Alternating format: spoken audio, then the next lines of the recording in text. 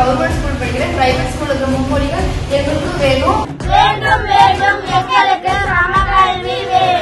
வலியோரின் பிள்ளைகள் படிக்கும் மும்மொழி கல்வி எளியோரின் பிள்ளைகள் படிக்க கூடாதா? உங்க வீட்டு பிள்ளைகள் மும்மொழியினை படிக்க எங்க வீட்டு பிள்ளைகள் படிக்க கூடாதா?